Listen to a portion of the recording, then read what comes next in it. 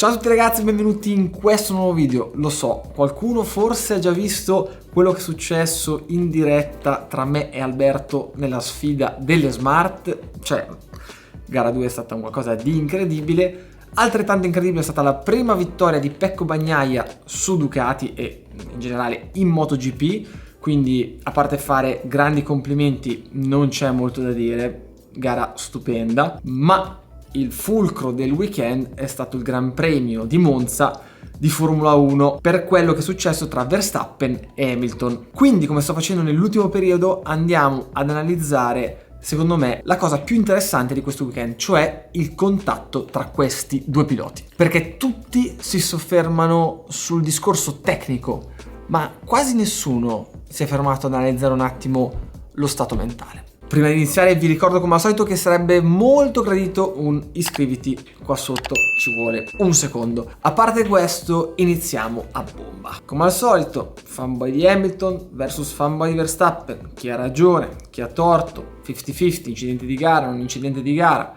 Ognuno ha la sua personalissima opinione, sia tra gli addetti del bar, sia tra gli addetti ai lavori, come piloti, ex piloti, opinionisti e via dicendo. Tecnicamente dal mio punto di vista non c'è molto da dire perché anche questo, come quello di Silverstone, è un incidente di gara. Ma di chi è più la colpa? Dal mio punto di vista, sempre parlando tecnicamente senza analizzare tutto il contorno, darei un 50-50 di colpe.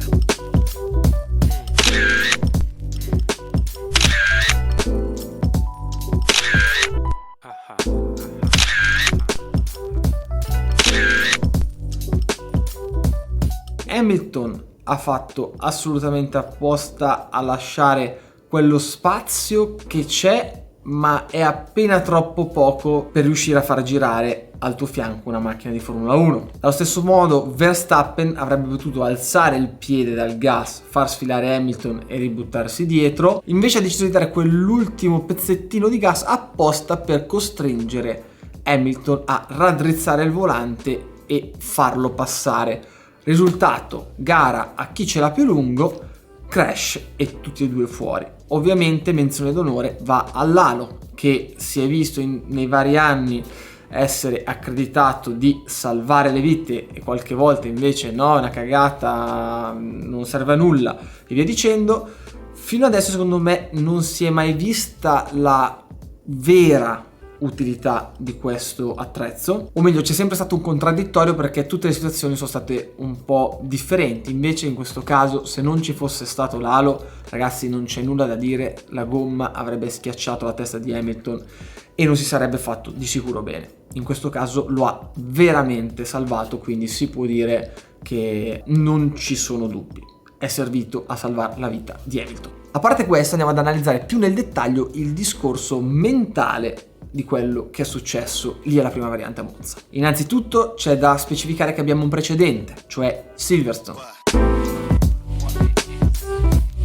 dove secondo Verstappen ha subito un torto, quindi lui inizia questa gara sentendosi in ogni caso in debito con il buon Hamilton per la speronata che gli è stata data a Silverstone. Hamilton di contro dichiara: Verstappen deve capire che nonostante tutto io non lo lascerò passare, se lui tiene aperto io non alzerò il piede. E di nuovo gara a chi c'era più lungo. Immagino che se state guardando questo video avrete visto il Gran Premio di Monza. Quindi prima variante abbiamo un Hamilton lucido, secondo me, insieme a Norris, porta un attacco perfetto lasciando spazio al pilota alla sua sinistra, che sarebbe Norris appunto, gli gira all'esterno, più trazione e gas e lo passa. Quasi la stessa situazione con Verstappen, l'unica differenza è che era lui che portava l'attacco. Con Verstappen invece si defila l'Hamilton, secondo me completamente lucido, e arriva l'Hamilton che vuole averlo più lungo. Quindi cosa fa? Invece di lasciare completamente lo spazio come avrebbe dovuto e come ha fatto alla prima variante dopo la partenza, lascia quel pelino di spazio in meno dove sa benissimo che porterà Verstappen o all'errore, che però andrebbe a coinvolgere anche lui, oppure appunto lascia la palla a Verstappen del dover alzare il piede. E secondo voi Verstappen alza il piede Ma assolutamente no. Quando comunque ha visto che aveva 3/4 di macchina avanti e Hamilton stava andando a chiudere apposta, invece che alzare il piede, ha accelerato e ha lasciato la palla al buon Hamilton. È esattamente la stessa situazione in moto quando si è appaiati per arrivare alla staccata e tutti e due pensano stacco quando stacca lui. Il problema è che a un certo punto la staccata arriva e si va nel muro. E purtroppo dopo oggi siamo arrivati a un punto dove ok, sono 1-1 pari patta, ma la tensione è a livelli inimmaginabili. Potremmo dire che si avvicina alla situazione Senna-Prost dei bei tempi andati. Nel nostro caso del GP d'Italia, uno dei due piloti doveva alzare questo benedetto piede e pensare magari di più al campionato, ma questa è diventata una guerra psicologica, è diventata un discorso di onore. Non c'è più l'arrivare davanti o l'arrivare dietro, è il discorso che in tutti corpo a corpo nessuno vuole darla vinta, solo che 2 volte su 2 siamo arrivati alla collisione. Non so bene come la direzione gara possa riuscire a arginare questa cosa, perché siamo veramente arrivati a dei livelli incredibili. L'aspetto psicologico e il fatto che ormai 2 piloti, oltre a non volersi più tantissimo bene, sono un po' il nuovo che avanza e il vecchio leone che ancora non vuole mollare l'osso, ogni battaglia in pista secondo me finirà in questo modo. Andando al sodo, mi sono letto il documento della direzione gara dove penalizzano Verstappen di 3 posizioni in vista del prossimo Gran Premio, e la motivazione di questa penalità era perché Verstappen non era abbastanza avanti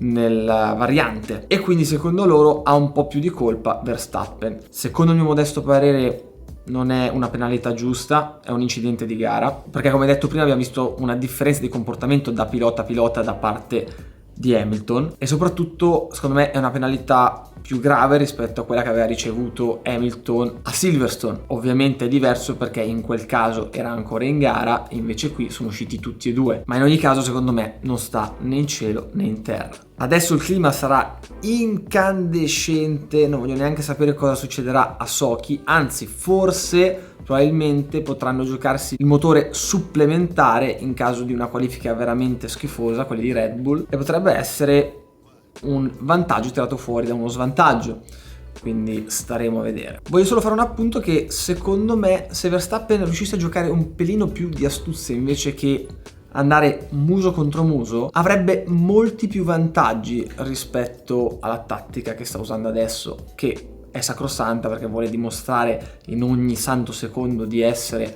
più forte del vecchio re, ma alla fine il colpo gobbo è il campionato del mondo e a furia di episodi del genere ci sta anche che ti sfugga, anche perché l'altro tizio è uno che di esperienza ne ha da vendere e soprattutto non è uno che va piano. Quindi non vedo l'ora di vedere cosa succederà a Sochi. Qui sotto voglio sapere cosa ne pensate voi. Mi fa anche piacere quando ci sono queste spaccature complete, perché c'è discussione e anche nei vari race anatomi così nessuno era d'accordo. Nel prossimo video vi farò vedere l'analisi della caduta del Mugello, anche lì molto curioso, quindi mi raccomando, come al solito rimanete sintonizzati sul canale. Gas e ci vediamo al prossimo video.